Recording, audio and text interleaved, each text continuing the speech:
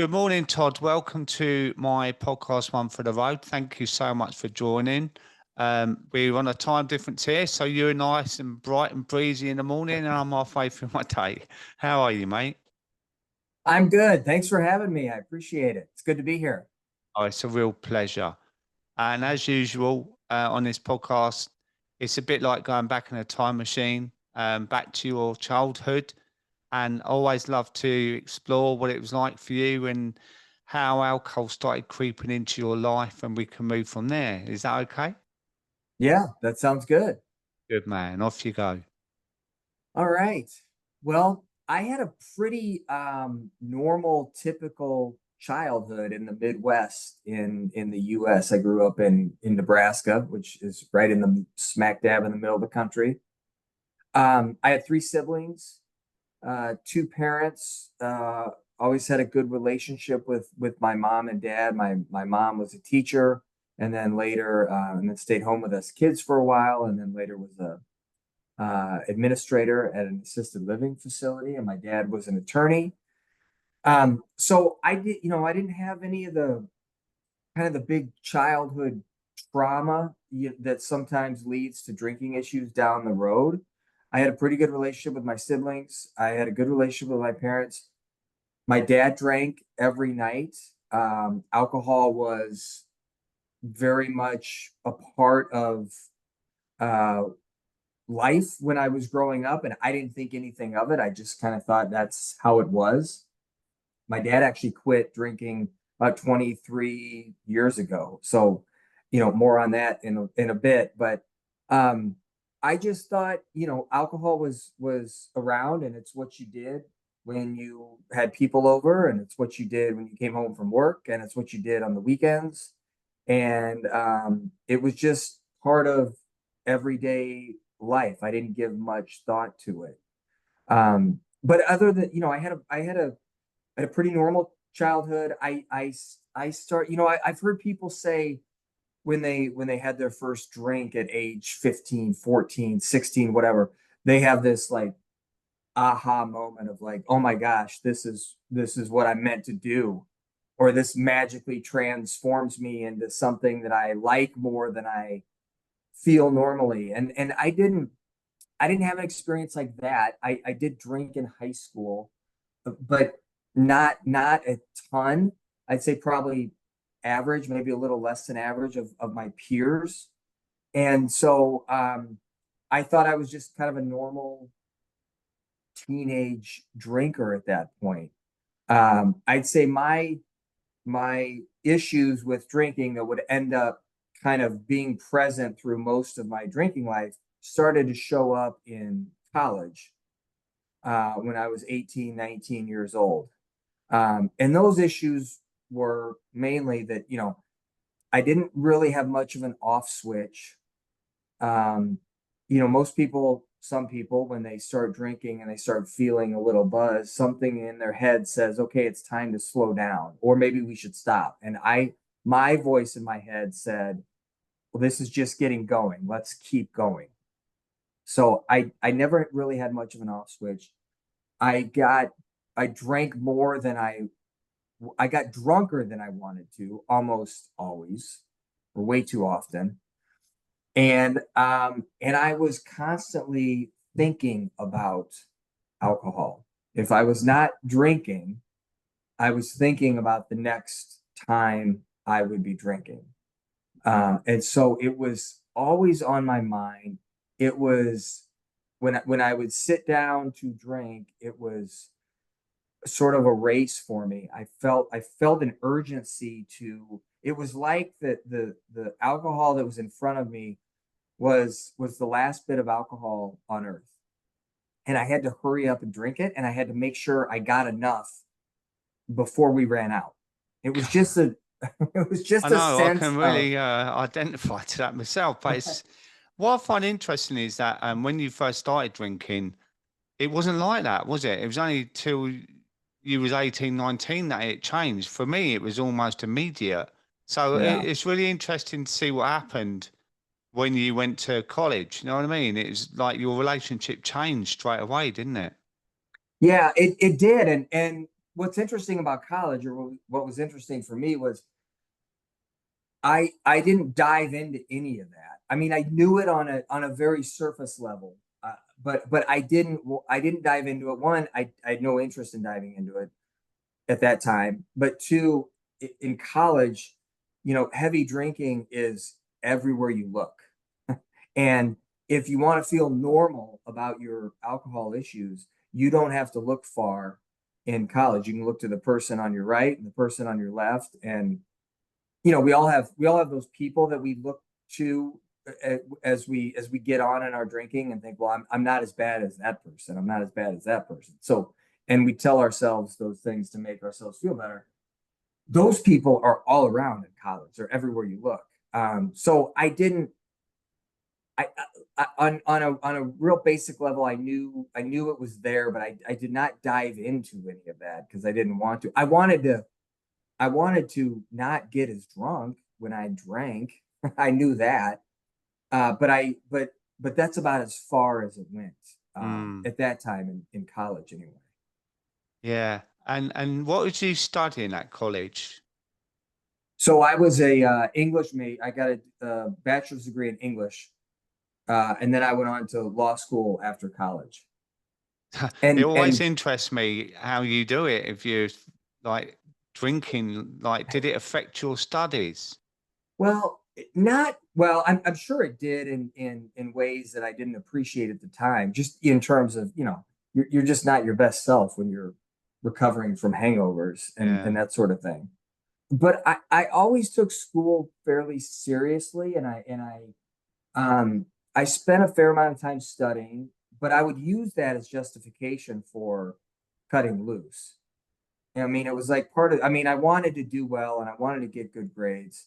Um, I mean, part of the benefit of that was, well, if I study tonight, I can go out tomorrow night and I can get drunk. Yeah, reward. Yeah, absolutely. I constantly used it as a reward. I remember, like, it was like last month of college. So my senior year, um, I was very I loved college and I loved where I went to school, and I was feeling very bittersweet about it ending and about leaving the town I was in, because I just loved it. And so I remember the last month, me and a couple friends decided we were going to go out for at least one drink every night of that last month of school, and we did that. And I think most nights it truly was one drink, maybe two. But it was, we didn't tear it up every one of those nights. But those for me, trying to focus on studying when I knew that at the end of studying we were going to go get a drink at the bar was really hard, Mm, because I'd spend 2 minutes focused on my studies and 1 minute thinking about that drink at the bar. So it was constantly on my mind. Um, and I justified it using a lot of things, but one of the ways I justified it was, you work hard, you're just blowing off steam, you're doing okay in school, so it's fine. And that's kind of how that's interesting now looking back, because that was, I didn't know it at the time, that was how I viewed kind of alcohol use generally. I mentioned my dad drank every night. He was a well-respected attorney who had a good job, and I thought, had his stuff together. He did have his stuff together for the most part, and I thought drinking every night is fine as long as you have your stuff together. Um, that's just so that's how I approached it in college. yeah, and at that age as well, when we're growing up, we don't really identify to how much they're drinking, do we? It's Right. like, well, they're just Right. having a drink, right? Yeah. But if we was to Yep. sit here now and watch it, we might see how much they are drinking and see it is a problem.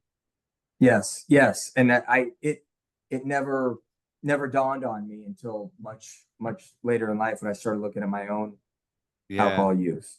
But it's So, learned behavior as well, isn't it? Because it almost justifies it for ourselves. Well, that's what we do. He's an right. attorney. I'm at law school. It's all part of way forward. You know, everyone at college is drinking. But we kind of developed the problem a little bit later, don't we? You know, when I always remember when I was younger, going out and that was just what we did as being younger. And I Right. could get in at 4 or 5 a.m. and be up at 7 to go to work, feeling terrible, but brush it off because of my age. But it was later on that I started to realize actually I can't do this anymore. But Yeah.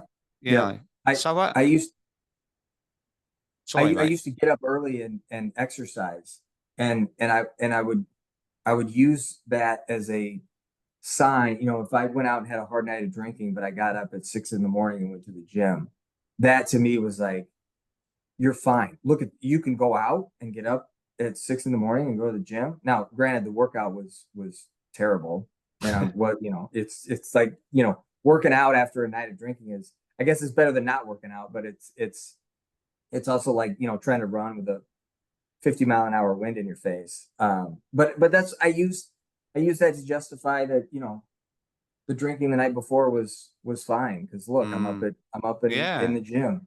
yeah. So when So you left college, did you enter the workplace then? I went straight from college to law school. Yeah. And it's funny, I remember thinking, you know, okay, law school is going to be a little more serious than college. It's postgraduate stuff. It's I'm getting closer to the real world.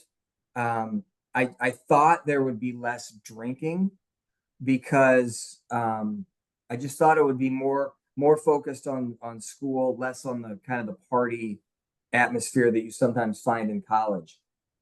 And I remember, like, the very first weekend of law school, there was a party put on by the Student Bar Association at a bar, and it was an open bar.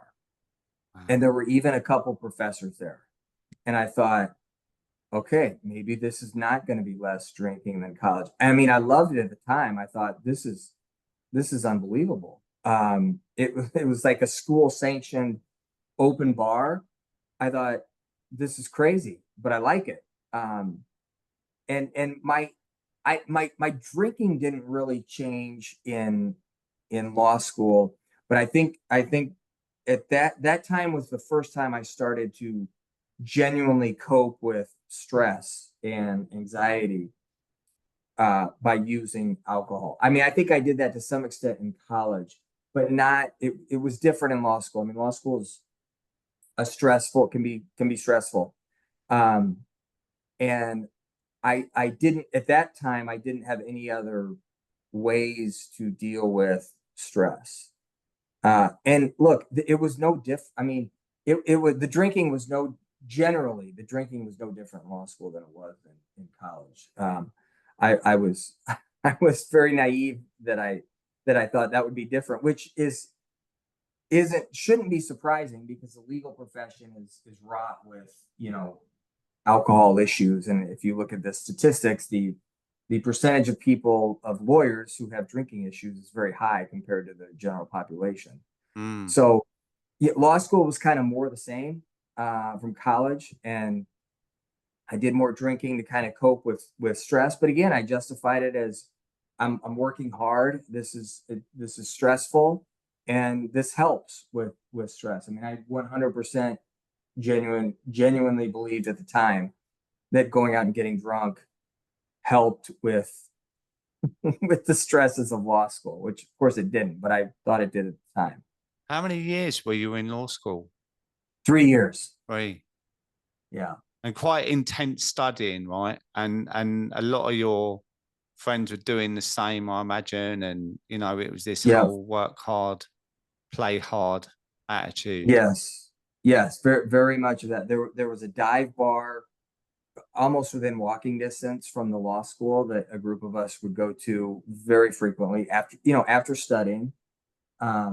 So we got in the habit, and it was so, I mean, like alcohol generally, it was just so ingrained in what we were doing that nobody gave it a second thought. Mm. At least I didn't. And it didn't seem like anyone else did either. And it also seemed, because of who I was hanging out with, that everyone was doing it.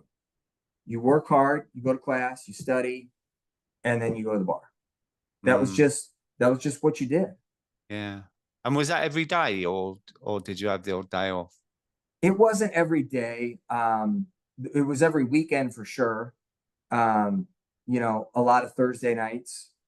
Um, and then, you know, maybe to the bar 1 or 2 nights after the library for a drink or two after that, or besides that. So, and Thursday's the new again, Friday, isn't it? yeah, right. Yes. Yeah, Yeah. yeah. So, like, when you obviously qualified after law school. Yes. Yes. I graduated law school, got a job right away, and went to work at a law firm in Omaha.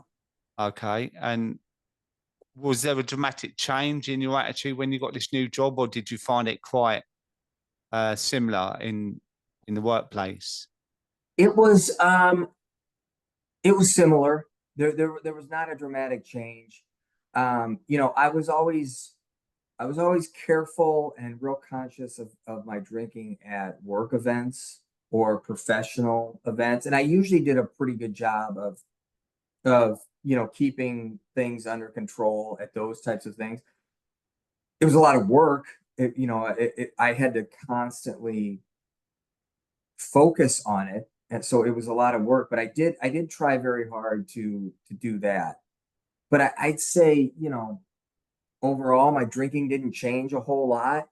I lived um, downtown in an apartment in a bar and restaurant district where, you know, outside my front door there were several bars and restaurants to walk into if I wanted to. And even back then, I wasn't drinking every night. I was mostly on the weekends and in social events if we had something to go to or something like that. But the issues were still there. I still, you know, I still drank more than I wanted to too often. My off switch was not getting any better, and I'd still wake up the next morning thinking, why did you get that drunk? And the whole cycle of shame and regret and all of that stuff that goes with drinking too much and waking up the next day thinking, how did I get home? How did the night end? Is my wife mad at me? You know, all that stuff. That is no fun. Uh, And I went through that on a regular basis. it's interesting, isn't it? How whoever I talk to all over the world, we all suffer those symptoms of regret, shame, blackouts, and it kind of taps into the fact we know there's a problem, even if we don't or we're not ready to admit it at the time. We know really it goes against our core values, right? Of what we should Yeah, be doing. yeah, you're right. And it's funny because for the longest time, I thought I was the only person on earth who had those feelings after a night of drinking. I really did. And you're right. It means something when we have those feelings. And it took me a long time to kind of get to the bottom of what that meant. I mean, I knew I didn't like it. I knew it was uncomfortable. I knew it didn't make me feel good about myself. I knew I didn't want to feel those things again. But it took me a long time before I really dove in to figure out what those meant and why they were showing up and what I needed to do um to address it. But yeah, it's awful. It's a it's kind of a loop of shame is just, you know, one of the worst things that can live inside of us, in my opinion, is shame. It's Mm. just toxic. And I was feeling a lot of that associated with my drinking. But I would cycle through it and I'd push it back down and then I'd go out and I'd do my drinking thing again. Well, we justify it again, right? So we go through the shame cycle, don't we? And then we start to feel better by lunchtime. And maybe the wife's talking to you And then you get the text from someone saying, oh, there's drinks after work. Do you fancy a quick one? And you think one won't harm. Right. And it goes round and round and round. And because we got no Yep. off switch, that one is 10, you know, and then we go around again. So Yep. you said earlier that you was mainly a social drinker. Did that ever change? Did you ever start drinking at home? No, I mean, I would drink at home on the weekends. And I'm sure I'm sure early on in my professional career, I mean, I might have come home and had a drink after work. Um, but at some point, probably like, I mean, 15 years ago, I'm guessing, I stopped drinking at home during the weekdays, um, which was one of my, 455, you know, moderation attempts and things I did to fix my drinking. Um, I remember making the decision at one point, like, I'm not going to drink at home on the weeknights because I didn't want these drinking issues to develop into something where I had to quit because I love drinking so much. Yeah. And so I thought, okay, well then just don't drink on the weekdays at home. So I stuck to that pretty good for a long time before I ended up quitting. Um, and as when you're young and you don't have kids, you go out more. So going out on a Wednesday night or a Thursday night is not that big of a deal. As you get older and you have kids at home and you got other responsibilities, that just doesn't happen as much. It's not as realistic. So that slowed down. But my weekend drinking never slowed down, I don't think. I mean, I suppose it slowed down somewhat with kids and stuff like that, but not really. The gist of it was the same, and I always look forward to those weekends and trips and vacations. Those were my drinking times, and I didn't like it when things got in the way of that. I planned everything around it. I mean, I would plan. My weekends were planned on what I was going to do on Friday or Saturday or Sunday morning, based on what I was doing the night before. Yeah. It was almost like if I had something that needed to get done early in the morning, that just was not an option. Yeah. If I was planning on drinking the night before. I mean, the amount of planning I did around my drinking was crazy. But it's interesting, right? Because this mantra that you had about not drinking in the week almost accelerated the drinking at the weekend because you knew you had that again Yeah. as the reward, right? So you were really disciplined Monday to Thursday, say, and you knew that you would be rocking up for work, feeling okay and looking fresher than you would have done if you would have drank. But it was still this reward of I've earned my drinking time. And then so many other things go out the window, don't they? Because as you say, when you've got a day off the next day, well, you tell me, but it certainly made me think, oh, I can drink more tonight because I've got tomorrow off, so I haven't Yeah. got any responsibility. And then I'd wreck the next day off because I would feel so terrible. Yep. Yeah, I did that all the time. And if I had a night where, say, I was driving, which didn't happen very often, or I did have to get up for something early the next morning, and I didn't drink very much the night before, instead of stopping and reflecting on how I felt the next day or what my night was like, only having two drinks instead of 10, I use that as an excuse. Well, I took it easy last night. I'm not taking it easy tonight. Mm. You know, if I didn't have a weekend where at least one of those nights I could cut loose, then that would affect my mood. Again, should have been another, red flag. But yeah, that would affect my mood. I use that as justification for going after it hard, the next night. It's really weird, isn't it? You can analyze 1,000 people and so many would relate to that real blowout if you've had an easy night. I I used to look at my vodka bottle, right? because my drinking manifested into just drinking at home all the time. It went from I was a very sociable drinker, and then I started mixing the both, drinking indoors and at home. And then that turned into just drinking at home because I didn't have to justify to anyone how much I was drinking. I could pass Hmm. out without being judged. I could drink what I wanted. I could free pour. So my first drink was like 3/4 of a glass of vodka and a little bit of tonic to justify that I was mixing it. But it's that sort of blowout mentality where I used to look at that liter bottle, right? And quite often I would drink it, which, like, when I think about it now, it's horrendous. I don't know how I'm still here. And that was daily as well. But if I had, say, an eighth of that liter bottle left, I would get up in the morning, look at it, and actually think, I had an easy night last night because I didn't Yeah. finish the liter. And I Yeah. used to have a little bit of a spring in my step going to work, thinking, "Oh, that was well over a bottle." Good job. Yeah. Yeah, and it's Yeah. just so ludicrous now that I know so much more that I was pouring that down my gullet every single night, having terrible sleep, poor relationships, feeling ill every day. Why I would choose to do that? It's the Yeah. oddest thing.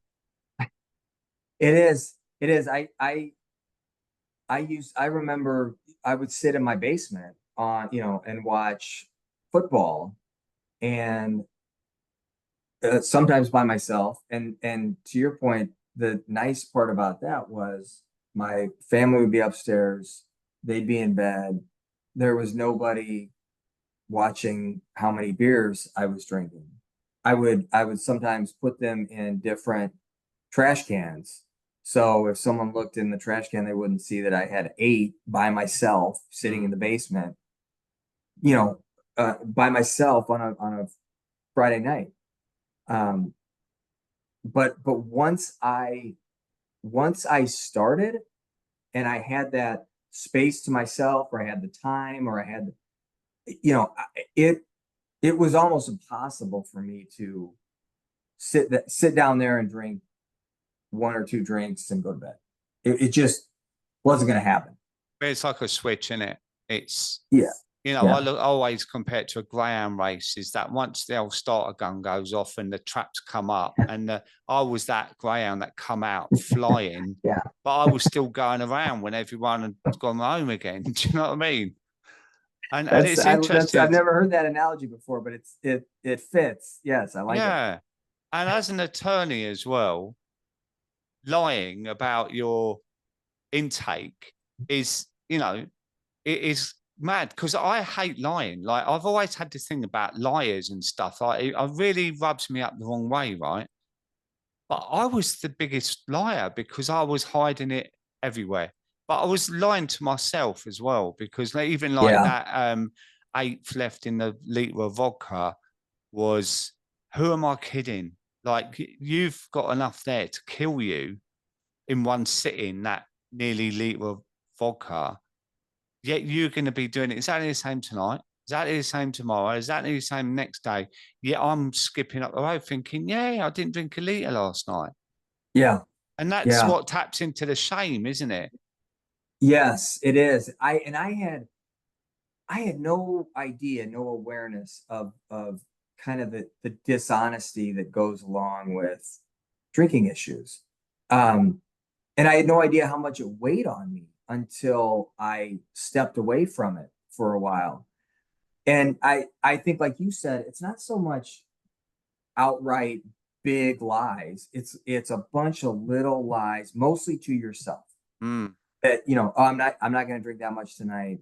Oh, I'm not going to get wasted tonight. And you do that over and over and over again, and that leads to the shame, and that leads and then there's little things like, telling my wife I didn't, or leaving out the fact that I stopped somewhere and had a drink, or met someone for a drink on the way home from work that I didn't tell her about, or I stayed at the golf course longer, to have an extra couple of drinks that I didn't tell her about, or, just stuff like that it seems, you know, innocuous, and minor, but they're really not. It really chips away. I found for Mm, me, it really chips away on the inside mm, and makes you feel worse about yourself. I mm, I would have, if you would have asked me when I was drinking, like, how's your self-esteem? I would have said, I think it's pretty good. mm, But I did not realize that all of that stuff was chipping away at my self-esteem. mm, Um, and I remember reading about um, someone talking about honesty, and they said something like, I never felt like an honest person until I quit drinking. And at the time I didn't really understand what she meant, but I understand it now. It makes a lot more sense now. And it's crazy, the little lies we tell ourselves and how that builds up inside in a mm, negative manner. mm.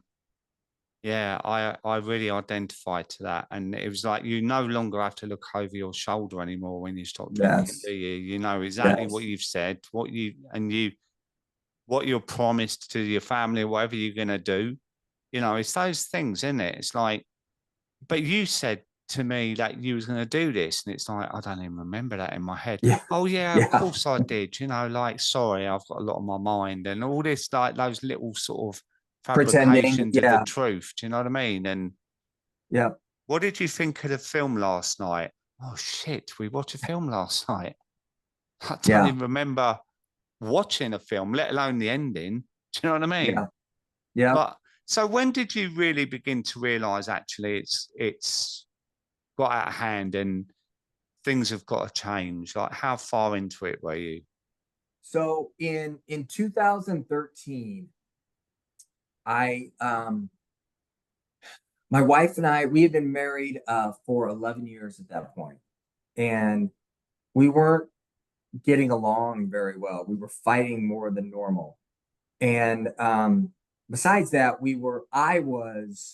I felt like I was kind of shutting down and walking away. And I'd go from calm to shutting down in like 5 seconds. And I didn't like that. And I at least recognized that, like, this is not, this is not normal for me. This is not healthy. This is not a good way to handle problems in a marriage. And so I made an appointment with a therapist for the first time. And I started seeing her. And my stated reason when I walked in her office was, yeah, I'm not getting along with my wife very well. And within 5 minutes, we were talking about my drinking, and we talked about my drinking for the rest of the session. And she said that she would like me to consider taking a 90-day break from drinking. And she might as well have asked me to walk into a burning building. Yeah. I was open to a break. I was not I was not open to a 90-day break at that time. That seemed like, I mean, I immediately cataloged everything I had coming up in the next 3 months. And this was in the fall. And so I was thinking, we had college football, um, tailgating, Christmas, Thanksgiving, New Year's. I'm like, who does New Year's Eve without drinking? I'm like, Mm, that's ridiculous. We had a vacation planned in there, it almost just made me just shut down completely. Um, but she said, we just give it some thought, and so I gave it some thought, and I decided to do it. Um, and I did do it, and I'm pretty good at, if I set a goal for myself, I'm pretty good at doing what I need to do to reach that goal. And so that's how I approached that. I thought, all right, 90 days.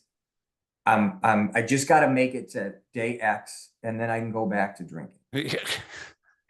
what And changed though from leaving her office to that decision? Like what kind of process was that?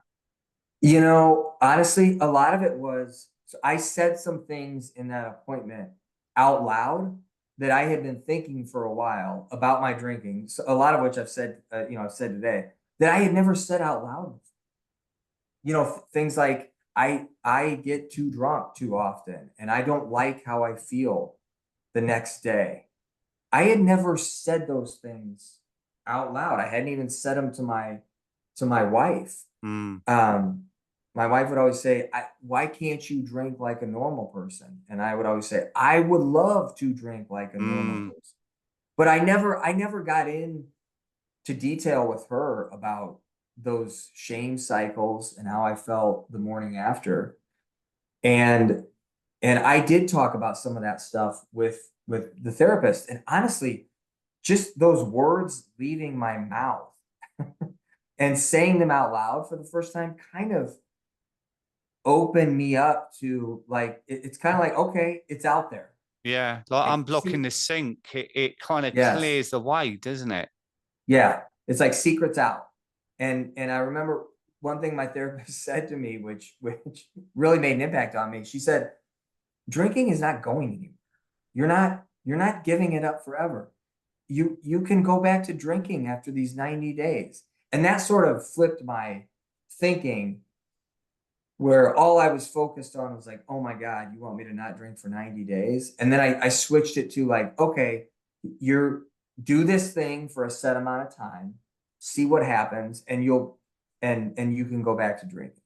Um, and so and deep down, I knew I knew my drinking was starting to affect my marriage, Mm, and that worried me, because I did not want to lose my marriage, because of my drinking. And my wife never, she never said to me, "You need to stop drinking. I want you to stop drinking." The only thing she said was, "I want you to, why can't you drink like a normal person?" And we weren't on the edge of divorce by any means in 2013, but I felt like we were headed in a bad direction. And so I was motivated from that standpoint to do something. And so I thought, all right, this is a good compromise. Even though 90 days seems like forever, let me do it, and I can kind of check that off the list. And so I did it for that 90 days, and it wasn't terrible from a I thought physically it would be harder to not drink than it actually was. I mean, I had my moments, but that wasn't as bad as I thought it was going to be. It was very awkward social, like being in social situations was incredibly awkward, and I didn't know how to handle myself. I mean, I had never been in. I was suddenly in social situations that I had never been in without drinking. So that was weird. Um, but there were some things I liked. I liked how much better I slept. I loved the weekend mornings. How mm, I felt when I woke up and didn't have to do the drill of, "Oh my God, how did last night end? Let me yeah. check my phone. Let me check my credit card statement. Do I have my wallet?" All Check the that stuff. wife's face to see what that looks like. Oh man, yes. Little, you walk on eggshells for a little while to see if she's mad, and if so, how mad, and how long is this going to last? And, oh, I love not having any of that. Um, so I did the 90 days, and when it was up, I thought, and I noticed a few things for the first time ever about my drinking. I realized like that I physically drank faster than most people. Mm, And I still do that with coffee and water now. I just drink. glug it. I just Yeah. And I realized I did that with alcohol. For some reason I had never realized that before until I stepped back. And then I realized, we'd go out to dinner, and people would have two drinks and then they'd go home. And I was kind of like, well, people really do that, huh? I was like, that's interesting to me. That was like a discovery that I was finding out for the first time. Um, and what I also loved about that 90 days was not having a hangover. And Mm, I remember being done with that 90 days thinking, okay, I want to go back to drinking, but I never want to have a hangover again, like ever again. Because as you get older, hangovers, they don't get better. mm. They get worse. And so I really thought, okay, I'm a changed drinker. I've passed the test. And Yeah. now I can moderate. Woohoo. Yeah. And I thought, this is great. I'm going to drink. I'm just not going to get shit faced. Yeah. And and it was fine for a while. It was fine for a while. And then slowly but surely the old habits, kind of creep back in, as it happens. And, um, I'd say probably 2 years later, I felt it creeping back in, and I thought, what's going on? I thought I had this fixed. And, so 2 years later, I did another 90-day break, this one voluntarily imposed. And I thought, I don't have an issue. I don't have a problem with alcohol. I'm doing another 90-day break voluntarily. Like, people who have issues with alcohol don't do that. So I did that again, and, um, again, it was fine, but it was also it was not as impactful as the first one, I think, because it had more of a feel of, I was just kind of doing it to punish myself for not fixing things like I thought I had. So it was just kind of like, okay, let's get through this. Let's get through this 90 days, and, yeah, we learned something, and then we'll go on about our business. And it was kind of the same deal. Things got better for a while, but slowly but surely the old habits crept back in, and my drinking would be fine for, I could go a couple months with, normal drinking, but, never long term. The issues always came back. Mm, Um, there was nothing I could do about that. It took me a long time to come to terms with that, but they always came back. And mm, so my kids were getting older by this point. Um, and they were getting to the age, I've got 4 kids, and they were getting to the ages where they knew when adults were drunk. And they were getting to the age where they understood what drinking was. And I started to pay a little more attention to kind of how much drinking went on around them, by me, by our friends, by ours. We have a lot of, as you do at that age, a lot of friends where your kids play sports together. And so you're doing a lot of hanging out at baseball games and soccer games, and you go to sports bars in between the games or after the games, and you go to each other's houses. And I just started paying attention to it more, and realizing, one, it was everywhere. Two, I was always in the middle of the drinking. Um, and it start that the issue, the stuff with my kids hit me differently than, when I'd wake up and I'd be mad at myself on a Saturday morning for drinking too much the night before. Um, when I started thinking about it in terms of my kids and the example I was setting, or if I woke up on a Saturday morning and my wife told me I had a conversation with the kids when I got home the night before that I didn't remember, mm, that was a new level of the shame cycle that just made me feel absolutely terrible. mm, I couldn't run from that. Like, I could run from my own stuff, because now all of a sudden it's like, okay, you want to feel shame, like, in your own self because you screwed up last night. That's one thing. But, like, bringing your kids into this, and it affecting the kind of dad you're being to them, that's something different altogether. And that was, I hated how that made me feel. mm, And I had a particular incident with my oldest son. This was a couple months before I ended up quitting. We went to a baseball game. It was me, a friend, and then 4 or 5 kids. So it was like I think 2 of my kids and their friends. And we get to the game, and we split up because we had seats in different locations. And so I'm sitting with my friend. I was driving, so I did not drink very much that day, and my son had not seen me drink at all. Um, but we congregate together after the game to meet up to go home. And my oldest son, who was, I think, he He was 15 at the time. So he was getting, maybe he was 14. Anyway, he was getting close to driving age himself. And he says to me, he says, Dad, do we need to take an Uber home? And I said, no, why? I was really um, puzzled why he said that, because I had not been drinking much that day and was fine to drive home. And I said, why do you say that? He said, well, sometimes when you and Mr. Peterson get together, you can get pretty rowdy. And I could not stop thinking about that comment the rest of the Mm, day. mm, It was the last thing I thought about when I went to bed that night. It was the first thing I thought about when I woke up the next morning. And all I kept thinking was, like, my son is concerned enough about a safe ride home from his dad mm. that he asked me if we needed to take an Uber because he's seen me drink too much enough times. And I was like, if we do nothing else as parents, the one thing we have to do is make our kids feel safe.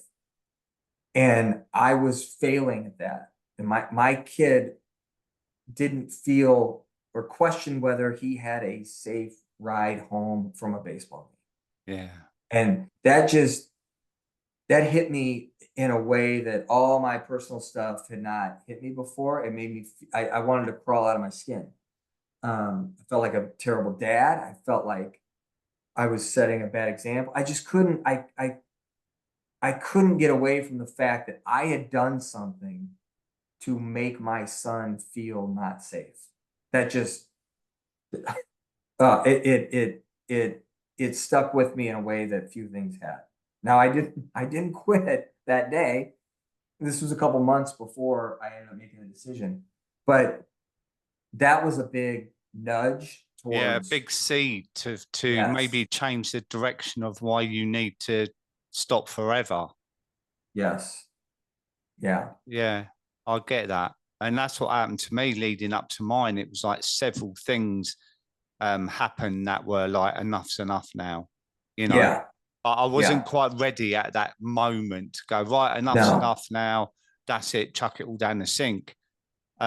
It was a process, but it sounds like to me that that's what happened. So after a couple of months, did you just stop on a day or did you plan the day?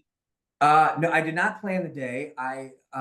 Which is, it's funny. I love hearing people's stories about, like the last day they drank, because usually people have no idea that that's going to be the last day they Yeah, I drink. didn't. And I didn't either. I mean, in hindsight, to your point, I had in my mind, I had been working up to it, but I wasn't processing all of that in real time. My last day was a couple months after that incident at the baseball game. We went to Scottsdale, Arizona for a weekend to celebrate a good family friend's 40th birthday. And it was just me and my wife and this family, and my parents were there. We've known them forever. They're great friends. They're just like family to us. And I knew it was going to be a fun, kid-free weekend. And so we're staying at a nice resort. Weather's beautiful.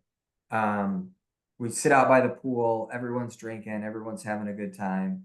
And on the Saturday, you know, we sat out by the pool. It was a beautiful day.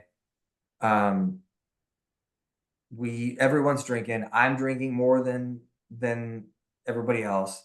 And 4 or 5 o'clock rolls around, and people start going back up to their rooms to get ready for dinner and shower and change and all that. My wife is trying to get me to stay in the room and skip dinner because she thinks I'm too drunk. And I, of course, think she's being ridiculous and she just needs to get off my back, and I just need to get some food and I'll be fine. So she gets ready. She leaves, goes down to the dinner. We had a room reserved for our group that night, hoping I will stay in the room. Uh, but I couldn't do that because that would be admitting defeat. It would be admitting that my drinking got out of hand, and that was just not an option. So of course I'm in the room by myself for a little while. I have a couple more drinks. I get ready for dinner. I go downstairs. I walk into the room with my wife. She is not pleased to see me, does not really have an interest in talking to me. We're sitting at a table, and my parents are across the table. And she whispers into my ear, "Your parents are staring at you." And I was like, "What? What?" And she whispers it again. She says, "Your parents are staring at you." And I kind of just let it go by, and I went on about my business the rest of the night. But the next morning, it was the first thing I thought of when I woke up, were those words, "Your parents are staring at you." And my parents are two of the most loving, compassionate people you'll ever meet. And so I wasn't thinking that they were staring at me with like disgust or embarrassment. What I thought that morning as I laid in that bed in the hotel room, I thought they were looking at me. I just imagine them staring across the table at their adult son, who has 4 kids of his own and is married and is a drunk mess. And what I thought was they probably looked over and saw that and they were sad. They were probably sad for me, for my wife. They were probably just sad about the situation. You know, they had seen me drunk before. Um, and that hit me in a way similar to my son making that comment at the baseball game. That was another new level of shame, hell, that I had not felt before. And it made me, like when my son said, it made me want to crawl out of my skin. I wanted it to go away so badly, what I was feeling. And yet I knew it wasn't going away. And that, like, it just made me sick inside. And I got home from that trip and I just said to myself, how many times are we gonna do this? How many more times? What's it gonna take to change? And I was just so, you've heard the phrase, you're sick and tired of being sick and Mm. tired. That was where I was at. I was sick of the bullshit. I was sick of bullshitting myself. I was sick of the way I was feeling that Sunday morning. I was just done. I was just done with it. And even then, I didn't make the decision to quit for good. At that point, I made the decision to do another 90-day break. And I was very motivated. I was in the mode of, you've got to serve a punishment for screwing up again for the 492nd time. And then my therapist, the same therapist I had, I started with in 2013, at some point said, "Why don't you do 6 months this time? You've done the 90-day thing twice, and here we are. Why don't you try something different?" I was like, "Okay, no problem," because I was still in the mode of, got to punish myself. And at some point between that the third and fourth month, I had the realization driving down the road. I still remember where I was in my car. I had that surrender moment where I admitted to myself, no matter how badly you want to change things, it's not going to happen. Your issues with alcohol are your issues with alcohol. You've tried everything in the book. The data is in. You've got more than enough data to come to the conclusion that this is not working for you and it's never going to work. And I felt like a weight came off my shoulder, and I said it out loud to myself in the car. And I realized if once I accepted that, there's only one thing left to do. If I truly wanted to make a change, and at that point I did, the only thing left to do was to give it up. And that became abundantly clear in that moment that that's what I needed to do. Mm. So that was when I decided to give it up. But my last drink ended up being about 3 or 4 months before that, during that weekend in Arizona. And how long ago was this now, Todd? That was about 4.5 years ago. It Well was done. yeah, it'll be 5 years in October. Congratulations. Oh, thank you. And how has life changed for you Oh my gosh. Yeah, I wish we had more time. Because I could talk about this part of it for days. It's it's hard if I was sitting there listening to me 4.5 years ago, I would shake my head at things I say now. Like Mm, I'd be a little skeptical. Um, every facet of my life has gotten better. My relationship with my kids, my relationship with my wife, my work life balance, my I have a sense of inner peace and calm that I didn't know existed. I didn't know I needed. Um, I tell people like I feel like I discovered a different way of living that I didn't know was out there. yeah. And it's just I the my drinking and my drinking issues had I was carrying so much baggage from that to shed that and leave it behind um felt better than I ever thought it could. And I thought when I quit drinking, I thought, okay, even after I made the decision to quit, and I was at peace with the decision. I knew in my heart of hearts, I knew that it was the right decision and what I needed to do. But even then, I thought, well, life's going to be a little boring. It's going to be a little gray. It's going to be a little dull. That's just your penance for not figuring out how to drink like a normal person. That's just what you have to deal with. And I thought things like, vacations and traveling and football games and kids' sporting events, concerts, you name it. I thought all of those things would be a little less fun But than these are all than they were. assumptions, aren't they, that most people make, like Yeah, because we don't know until we try. And, as you said before, if you're from the other side and you're hearing it, it's like, yeah, yeah, yeah. Every single sober person says the same, that it's not boring because we're cynical when we're drinking, right? And that's another part of the justification to yeah, keep on drinking. That's what I find. Um, and it's often the opposite, Todd, that totally the opposite. yeah. And like, oh, I'm gonna lose all my friends. Well, I did lose some friends, but they were more like beer buddies, not friends. But I've made some incredible new friends.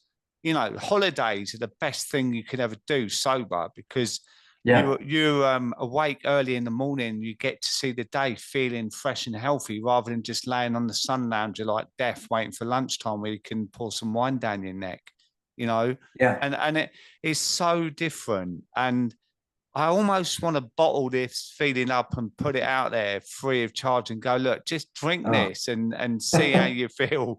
Like, see how I'm feeling now. I want you to have some of it. But I suppose we all got to go through this process, like you've explained, I've explained on podcasts, to get to the place where you realize actually enough's enough. Yeah, I always say that, deciding to give up drinking was one of the hardest decisions I ever made. But if I had known what it was going to be like, it would have been one of the easiest. Mm, But to your point, you can't just transport yourself a year into the future. no. You got to go through it, and that's not to say that all this happened in the span of a day or a month or even 6 months, because it didn't. It takes some time, but it does happen, and you Yeah. just got to go. You got to go through it, and there's not a thing that I thought I enjoyed as a drinker that I don't enjoy more now as a non-drinker. Yeah. Like you said, vacations. You couldn't pay me to do a vacation as a drinker compared to what it's like as a non-drinker. And I never, never thought I would utter those words. Um, but I have a chapter in my book called "None of the Bad Things Happened," and it's a list of all the bad things I thought were going to accompany quitting drinking, and none of them happened. Yeah. But we don't know that until we No, we do have it. to go through it. I always say it's like having flu, right? You can't get flu and wake up the next day and you're as right as rain. You've got to go through it to come out the other side, right? Right. And it's the Right. same, the ups and downs of sobriety. It's never linear.